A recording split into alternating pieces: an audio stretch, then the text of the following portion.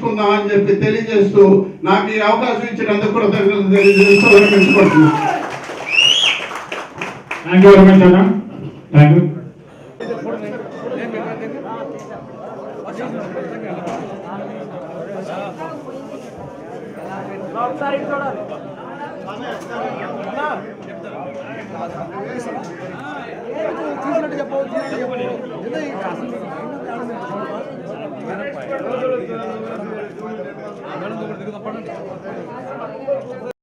వర్ధిల్లాలి టీఎంయూసీ, వర్ధిల్లాలి చంద్రబాబు గారి నాయకత్వం, వర్ధిల్లాలి చంద్రబాబు నాయుడు గారి నాయకత్వం, వర్ధిల్లాలి చంద్రబాబు నాయుడు గారి నాయకత్వం, వర్ధిల్లాలి లోకేష్ బాబు గారి నాయకత్వం, వర్ధిల్లాలి లోకేష్ బాబు గారి నాయకత్వం, వర్ధిల్లాలి పవన్ కళ్యాణ్ గారి నాయకత్వం, వర్ధిల్లాలి పవన్ కళ్యాణ్ గారి నాయకత్వం, వర్ధిల్లాలి అచ్చెన్నాయుడు గారి నాయకత్వం, వర్ధిల్లాలి అచ్చెన్నాయుడు గారి నాయకత్వం, వర్ధిల్లాలి జగన్ గారి నాయకత్వం, వర్ధిల్లాలి జగన్ గారి నాయకుడు.